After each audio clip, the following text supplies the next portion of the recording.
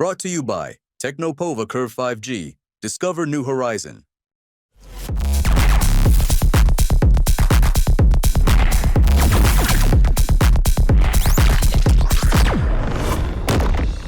पिछले कुछ महीनों से 8th पे कमीशन का मुद्दा काफी चर्चा में है। केंद्रीय सरकारी कर्मचारियों को उस दिन का इंतजार है जब 8th पे कमीशन लागू होगा, क्योंकि इससे उनकी सैलरी और पेंशन दोनों में इजाफा होने वाला है। लेकिन केंद्र सरकार की तरफ से 8th पे कमीशन लागू करने से पहले ही केंद्रीय सरकारी कर्मचारियों को बड़ी खुशखबरी मिलने की उम्मीद है। ये खुशखबरी 8th पे कमीशन नहीं बल्कि मौजूदा 7th पे कमीशन को लेकर है। तो चलिए आपको डिटेल में इस पूरे मामले के बारे में बताते हैं। मनी कंट्रोल की एक रिपोर्ट के मुताबिक देखा जाए तो 7वें वेतन आयोग पर सरकार एक बड़ा कदम उठाने जा रही है।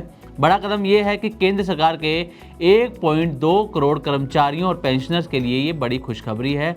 और खुशखबरी क्या है? खुशखबरी ये है कि 1 जुलाई से महंगाई भत्ते यानी कि डीए में बढ़ोतरी का तोहफा कर्मचारियों और पेंशनर्स को मिल सकता है। अब तक के CPI IW आंकड़ों के अनुसार ये अनुमान लगाया जा रहा है कि 2 या 3% तक जो डीए हाइक हो सकता है। मौजूदा समय में 55% डीए मिल रहा है और बढ़ोतरी के बाद ये 57 से 58% तक हो सकता है। ये इस बात पर भी निर्भर करेगा कि अप्रैल, मई और जून के CPI IW आंकड़े कैसे रहते हैं। अगर CPI IW में लगातार हल्की बढ़ोतरी होती है तो 58% तक की संभावना बनती है। लेकिन अगर आंकड़े स्थिर रहते हैं या घटते हैं तो डीए सिर्फ 1 या 2% तक ही बढ़ने की उम्मीद है। आपको बता दें कि डीए हर 6 महीने में रिवाइज होता है और आपको ये भी जानना जरूरी है कि डीए की गणना एक खास इंडेक्स से की जाती है जिसका जिक्र हमने अभी किया है, CPI IW यानी कि consumer price index for industrial workers. ये इंडेक्स दिखाता है कि इंडस्ट्रियल वर्कर्स की रोजमर्रा की चीज़ों पर कितना खर्च बढ़ रहा है। फिर इसके हिसाब से ही डीए की कैलकुलेशन की जाती है। अब CPI IW आंकड़ों की बात कर रहे हैं तो आपको मार्च 2025 के इसके आंकड़े बताते हैं। तो मार्च 2025 में CPI IW इंडेक्स 143.0 रहा, जो जनवरी 2025 में 143.2 था। फरवरी में इंडेक्स मामूली गिरा, लेकिन मार्च में इसमें स्थिरता देखने को मिली। मार्च में महंगाई दर यानी कि इन्फ्लेशन 2.95% रही, जो फरवरी से थोड़ी ज्यादा है। खाद्य पदार्थों यानी कि खाने पीने की चीज़ों की कीमतें कंट्रोल में रही और CPI IW में इसके जरिए हल्की बढ़त देखने को मिली। ये संकेत देता है कि डीए में ज़्यादा बढ़ोतरी की संभावना नहीं है, लेकिन 2 से 3% की बढ़ोतरी हो सकती है। अब डीए बढ़ने का कर्मचारियों पर क्या असर होगा, ये भी जानना बेहद ज़रूरी है। तो चलिए आपको एक एग्जांपल से समझाते हैं कि अगर डीए 58% तक बढ़ता है तो ये कर्मचारियों की सैलरी पर कैसे असर डालेगा।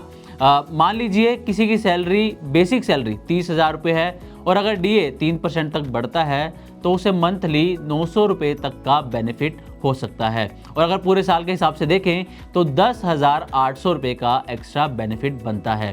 लेकिन आपको बता दें कि ये महज एक अंदाज़ा है, एक एग्जाम्पल है, ये कोई सटीक अनुमान नहीं है। अब ये तो हुई 7वें वेतन आयोग पर अपडेट की सरकार डीए हाइक करने पर विचार कर रही है। अब बात करते हैं 8वें वेतन आयोग पर, जो पिछले कई महीनों से चर्चा में है। दरअसल 31 दिसंबर 2025 को 7वां वेतन आयोग यानी कि 7th पे कमीशन जो है वो खत्म हो रहा है। 1 जनवरी 2026 से 8वां वेतन आयोग लागू होने की संभावना है, लेकिन फिलहाल सरकार की तरफ से कोई साफ संकेत इस पर नहीं आया है, क्योंकि मीडिया रिपोर्ट्स के मुताबिक ना ही किसी समिति का गठन हुआ है और ना ही टर्म्स ऑफ रेफरेंस अभी तक जारी हुए हैं। इससे ये अंदाज़ा लगाया जा रहा है कि 8वां वेतन आयोग शायद समय पर लागू ना हो पाए। हालांकि सरकार की तरफ से फिलहाल कोई आधिकारिक बयान इस पर नहीं आया है। तो कुल मिलाकर अगर मीडिया रिपोर्ट्स की माने तो 1 जुलाई से डीए बढ़कर 57% या 58% तक पहुंच सकता है। हालांकि डीए में बढ़ोतरी CPI IW के अप्रैल से जून के आंकड़ों पर भी निर्भर करेगा। और जहां तक 8वें वेतन आयोग की बात है, उस पर सरकार की ओर से कोई नया अपडेट फिलहाल नहीं आया है। तो फिलहाल के लिए बस इतना ही। उम्मीद करते हैं कि हमारी तरफ से दी गई ये जानकारी आपको अच्छी लगी होगी। इसी तरह की और भी वीडियोस के लिए देखते रहें Money9 और सब्सक्राइब करें हमारा चैनल। साथ ही बिजनेस और पर्सनल फाइनेंस से जुड़ी तमाम खबरों को आप हमारी वेबसाइट money9live.com पर भी पढ़ सकते हैं। Brought to you by Technopova Curve 5G. Discover new horizon.